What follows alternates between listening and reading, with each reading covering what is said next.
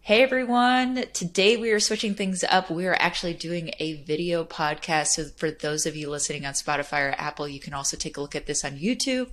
But we're going to be doing a Q&A session. So we posted a little bit about practical prospecting out there on LinkedIn. We heard some feedback from people. Thank you so much. And then we also got some questions as well. So we're going to jump right into those. They all have to do with prospecting. So very similar to the topics we talked about before. But to get right into it with the little time that we have, we got a question from our dear friend Junior over at Pickle. And what he commented on here was, I think there is a lot of curiosity around cadence structure, myself included, so Junior included. So he asked, what touch points, how often, and for how long? If there's any data-backed insight, I'd be all about it. So Jed, I'll throw it over to you to answer this one first. Yeah, it's a pretty open-ended question. There's a lot of ways we could take this. But I'll start by saying this. You first have to ask yourself, do I want to take a more aggressive approach or a more nurture-y approach? Nurture-y, that's a word. And I think it depends on who you're selling to. So like we sell to sales, sometimes marketing folks. And I think if you sell to those personas, you might want to take the more aggressive approach. Whereas maybe if you sell to like HR leaders, you might want to take a less aggressive approach. And so I'm like my favorite, there's lots of different frameworks. I think the most popular one in the SaaS space is the Agogi framework, where it's like 6 emails across a month. Just look up Agogi, you'll see it. I think there's a lot of data to back that. But one that I really like a lot is, I think it really originated from Jed Maggie and a lot of the content he was created a couple years ago. But it's like the cluster format. So you have 2 to 3 email threads, and your cadence structure is formatted around those 2 to 3 email threads. And each email thread and touch point, whether it's through LinkedIn or the phone, is focused on one problem. So in general, I think every cadence should be focused on one persona per cadence, so that you can really hyper-focus the messaging. And then you pick the top 2 or 3 pain points that persona deals with that your solution solves. And then you create 2 to 3 email threads based on that problem. And so when I say aggressive, I like doing literally day 1 email, day 2 email, and then maybe day 4 or 5 emails. So 3 emails in 1 week, and then give them a break and then go after it again. The reason why I like aggressive is because I'm trying to get to a yes or no as soon as possible, rather than letting it drag on forever and never even getting an answer. Yeah. And when you say give them a break, I know you just said that like you email them about 3 or 4 times in a week and then you give them a break. What's like the length of a break for you when you're doing this aggressiveness? Or not yeah. For sure, like 5 days. Yeah. I say like 5 days to a week. So like if I started on a Monday, it'll be email on Monday, maybe email on Tuesday or Wednesday, and then email on Friday, and then give them a 5-day break and maybe start the following Thursday. So there's and to be honest, in my experience, I've tested so many different things. This is not the most get yourself worked up over what day it has to be or the exact length. Just ask yourself the question, do I want to take a more aggressive approach? You're going to get a lot more no's, a lot more people saying not interested, probably more pissed off prospects. In my opinion, that's fine with me because I'm filtering out the people that aren't a fit and finding the ones that are. Or do I want to take more of a nurture approach? And then there is something that Lavender, we were just talking about this, Maggie, speaking of Lavender, they put out a cool format that they do where it's like they just have one thread and it's like 5 emails, and it'll be like that first personalized email, and then they have what's called like a thoughtful bump, which is where they provide a resource and then say any thoughts, and then by their like 4th email they're going for a referral, so like they'll just assume that problem isn't relevant and they'll say, hey, is Maggie a better person to talk to about this? And then email 5 is the breakup email that we've all learned. You love it or you hate it, but there's tons of different frameworks.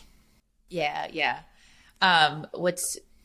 What sometimes is like the beauty about cold outreach, and for someone who's like sold Mailshake for a while, and people ask that question all the time, like how long should your cadence be? How often?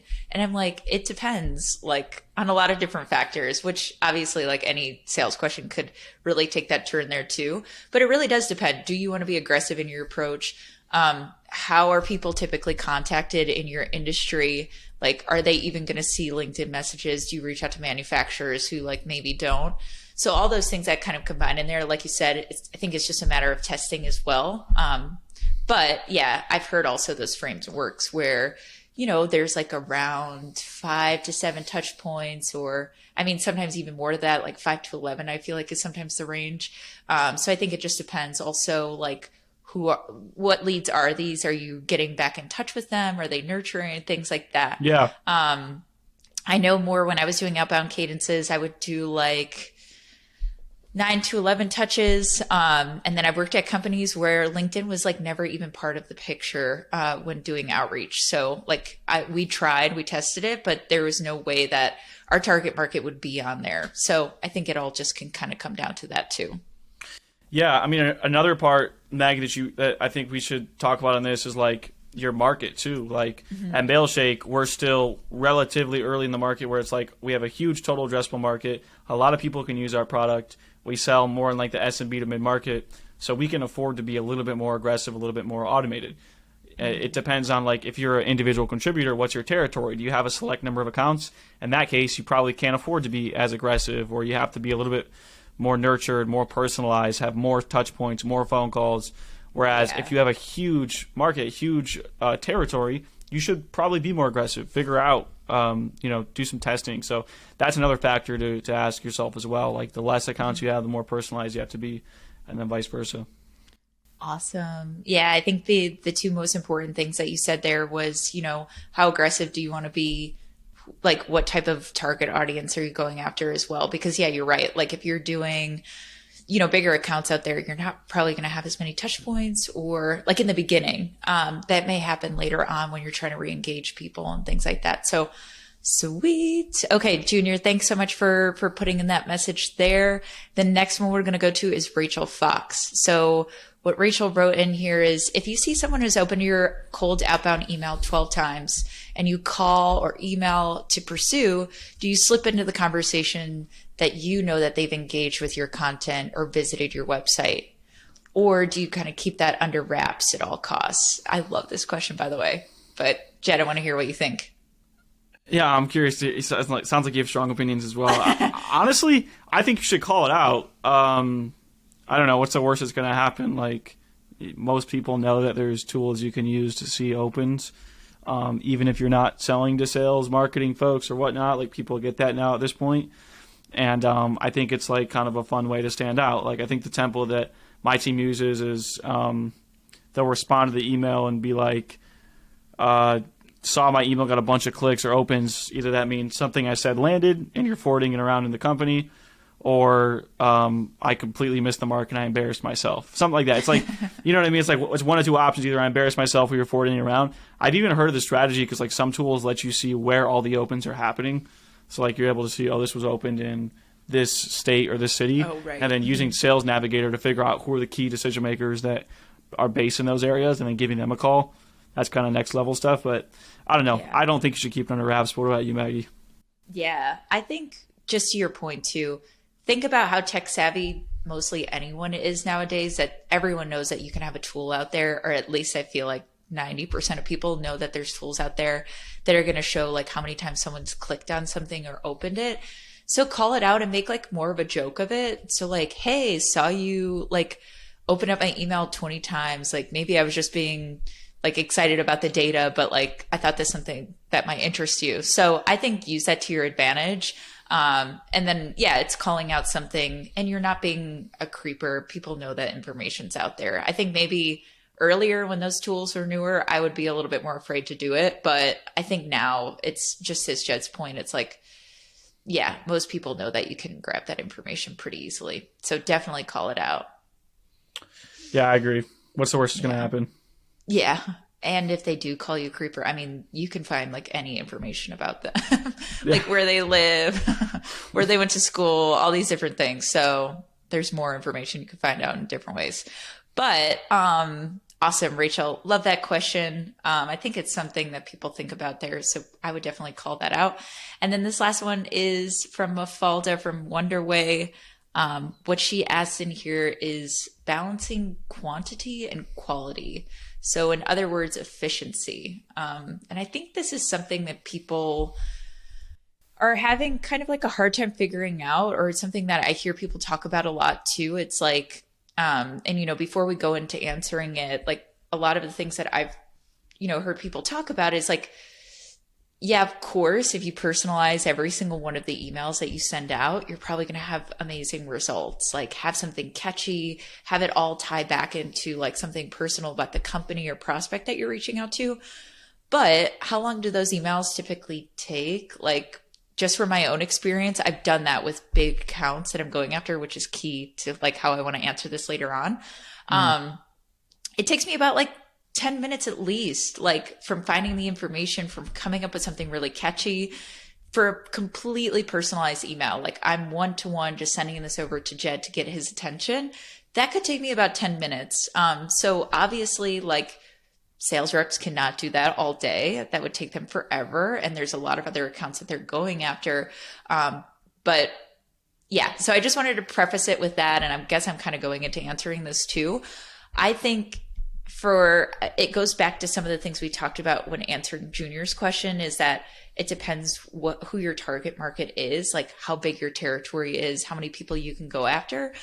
But I think there's a good balance in the way that I've always handled it from working in areas with a bigger market that we can go after is, just like setting aside key accounts, setting aside and looking at your list of leads and saying like, oh, these 10 people would be like amazing to use Mailshake. I think they need us right now. These are like the key decision makers. I know that, or this was like a good intro from someone else. That's when I take that time. And that's where I feel like it's worth to take like maybe 10 minutes on each one, and going from there. And that could vary too, but I'm rambling. I'm just saying that the way that I'd answer this is like, be really strategic about the list and spend time with it before you decide like the efficiency and how you want to go after it. Jed, I'll hand it over to you. That was what I was going to say as well. I think so. Okay, if you have a large total addressable market, like you said, Maggie, which we do at Mailshake, I think you should do a mix of both. And so, like the common strategy and just general rule of thumbs that I've heard and are generally agreed upon is you should tier it out into like 3 tiers. So you should have tier 1 for like your hottest prospects. So if you go look at your customers, what are the characteristics that lead to the highest closed won deals, so the highest percentages? So are they using like for us, if they're using HubSpot as their CRM, we know that's a really good fit. Like those are people, if they're using HubSpot and they're like a Series A company or whatnot, like those are the people we want to be super personalized around. And then number 2 is maybe the people, like tier 2 is maybe people that, you still want to personalize, but they're not the perfect fit or whatnot. And so that's like half and half, right? It's a little bit personalized, but more automation. And then tier 3 is like everybody else who is still potentially a fit, but you want to be completely automated because you don't want to spend a ton of time personalizing. And that's like the general, like have a tier 1, 2, and 3. And at the very bottom is completely automated. That's the approach I would take. And then like in terms of metrics you want to shoot for, try to shoot for like a 1 to 5% conversion rate on those tier 3. So when I say 1 to 5% conversion rate, that means you upload 100 accounts into a sequence for that. You should be converting on 1 to 5% in terms of meetings booked. And then in general, like 5 to 15, 20% for the tier 2. And then you want, if you're doing like serious personalization where you're like going in, doing a lot of research, you should be converting on like 25% plus. So like if you reach out to 4 accounts, you should be able to try and book 1. Now those numbers will vary, right? But again, those are general rule of thumbs where obviously the conversion rate should be much higher if you're spending a lot of time personalizing. But I think the easiest way to answer this question for yourself, and in Mafalda's case, is just like run a test. Like if you have 2 SDRs, tell one of them, hey, you're just going to be the quantity approach for these next couple weeks, and you're going to do the quality approach.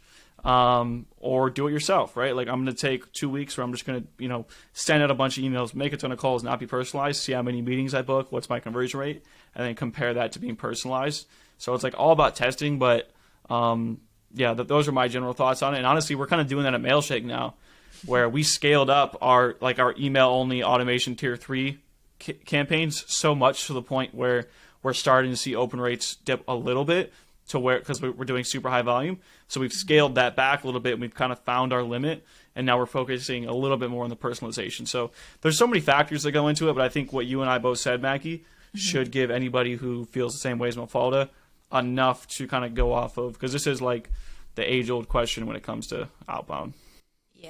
Yeah, definitely. I think tiering it out and just being strategic, it's like the same question that you should answer is like, you can't approach like different leads the same way. And we're all gonna, obviously we go after the same target market, but we all might have some nuances like, hey, we could work with really small teams or really big teams. And I think you kind of just have to put those like decision making powers to work there and like figuring out what's going to be the best there. And like you said, tiering that out. But you made a really good point about like the personal, the tier 3 that you're doing right now at Mailshake. And yeah, it's like, just be careful with when you are doing that low hanging fruit outreach to people, of just like making sure that deliverability is in the back of your head too, of like, yeah, like you don't want to send too much of it, even though you may have a huge list of people that you can go after and it's very easy to automate those things. You still want to think like deliverability best practices in mind, which we've done a ton of episodes on, so you can listen back to that. But sweet. Thank you so much, Junior Rachel Mafalda, for pushing in those questions. And for anyone listening to this, we're going to be doing this probably every about 10 episodes. So if you have questions about the podcast, there's a ton of ways that you can get that to us. You can either email me at maggie@mailshake.com, DM either one of us on LinkedIn. I think there's a way to comment on there. So if you want to write a comment of a question, totally do that. And then on YouTube, of course, too, you can ask questions in the comments and we'll be able to answer them. But any last thoughts before we finish up here, Jed? No, these are 3 really good and common outbound questions. I feel like we covered a lot of ground, so appreciate y'all for asking these questions and keep them coming. We'll keep doing this. Yeah. Thanks so much for everyone for listening, and we will catch you next time. Bye.